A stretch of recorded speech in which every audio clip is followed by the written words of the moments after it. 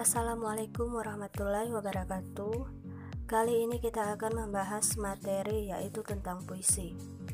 Di sini kita akan membahas pengertian puisi, ciri-ciri puisi, dan juga unsur pembangun dari sebuah puisi.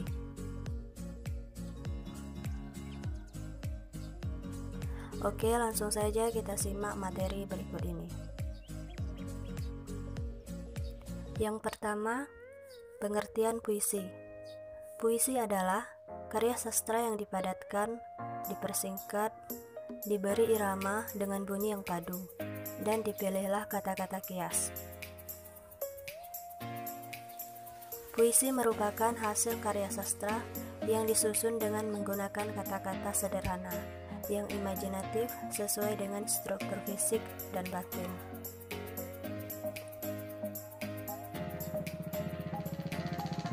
Kalau kita memperhatikan sebuah teks puisi, bisa dipastikan itu kata-kata yang terdapat pada puisi tersebut pasti padat, kalimatnya padat, singkat, kemudian diberi irama. Biasanya di akhir-akhir tiap kalimat itu ada yang namanya rima. Kalau dibacakan menimbulkan irama tersendiri atau bunyi-bunyi yang padu. Itu yang dinamakan atau karakteristik dari puisi.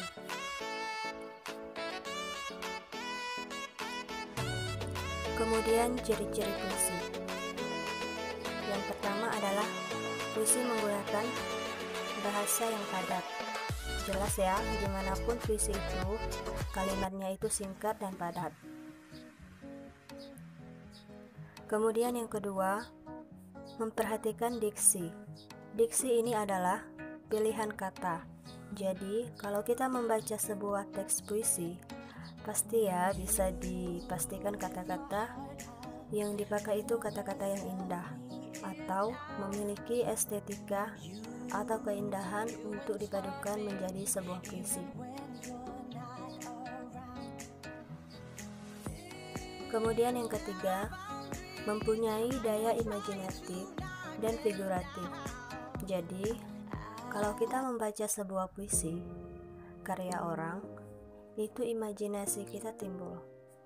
Kita membaca tentang teks puisi yang bertemakan dengan keindahan alam. Pasti kita akan berimajinasi ke sana. Pasir putih, ombak bergemuruh, ombak berlarian. Nah, imajinasi kita muncul. Seolah indah banget ya. Nah, itu adalah daya imajinatif kita. Kemudian mempunyai rima. Jelas ya, kalau rima ini identik dengan pengurangan bunyi di akhir kalimat dalam sebuah puisi. Kalau dalam puisi lama, itu kan identik dengan aturan. Ada sajaknya, AB-AB atau AAA yang sudah ditentukan rimanya. Itu adalah ciri-ciri puisi.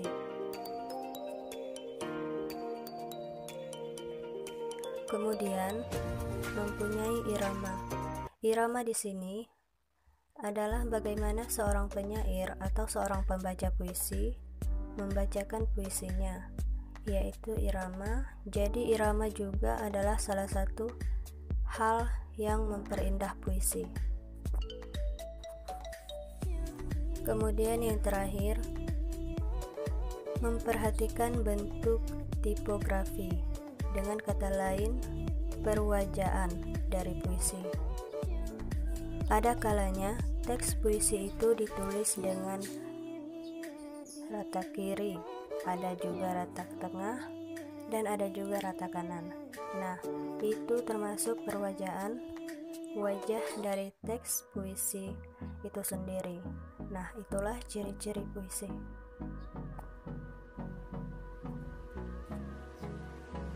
Selanjutnya kita akan membahas jenis-jenis puisi.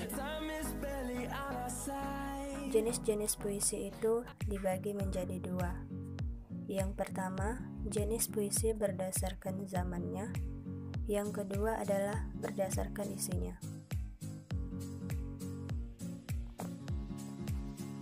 Puisi berdasarkan zamannya itu dibagi menjadi 3. Yang pertama adalah puisi lama, kemudian puisi baru, kemudian puisi kontemporer.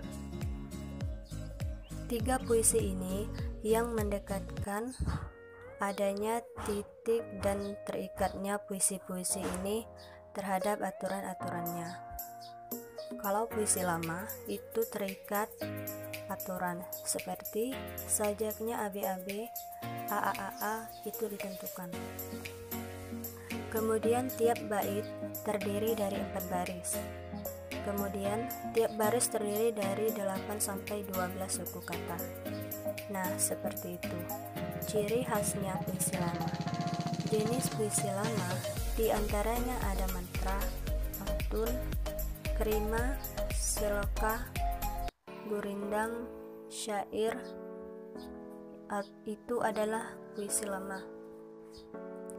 Sedangkan untuk puisi baru, di sini sudah tidak begitu terikat aturan. Di antaranya yang termasuk pada puisi baru adalah balada, ode, satir, soneta. Itu adalah puisi baru. Kemudian puisi kontemporer. Ini adalah puisi bebas, puisi yang tidak terikat aturan atau bebas. Nah, itu adalah jenis puisi berdasarkan zamannya. Sedangkan yang berdasarkan isi dibagi menjadi 3, yaitu puisi naratif.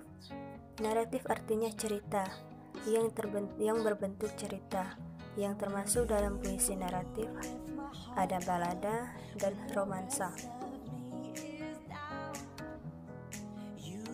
Kemudian yang kedua puisi deskriptif, puisi yang menunjukkan gambaran.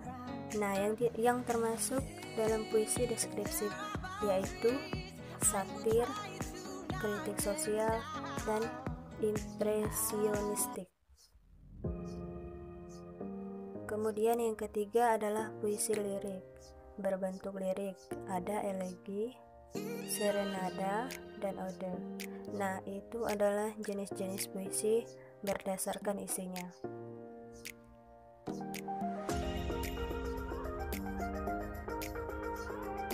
Selanjutnya pembahasan kita yang terakhir adalah unsur puisi. Ini butuh pemahaman yang detail karena banyak. Tapi kita akan membahas satu persatu agar kalian lebih mudah memahaminya. Untuk pembangun puisi dibagi menjadi 2 jenis. Yang pertama ada unsur fisik dan yang kedua ada unsur batin. Unsur fisik dibagi menjadi 6 unsur dalam puisi. Yang pertama diksi, imaji, kemudian kata konkret, majas, rima atau irama, dan tipografi. Oke, kita akan bahas satu persatu. Unsur fisik puisi yang pertama, diksi atau pilihan kata. Diksi merupakan pemilihan kata-kata yang digunakan oleh penyair dalam puisinya. Puisi adalah bentuk karya sastra yang padat dengan sedikit kata-kata, sehingga diksi atau pemilihan kata menjadi sangat penting dan krusial bagi nilai estetika tertentu atau estetika puisi.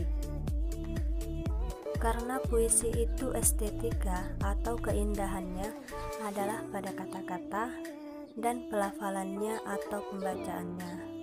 Jadi, diksi adalah hal yang sangat penting kalau kita menulis puisi. Kemudian yang kedua, imaji.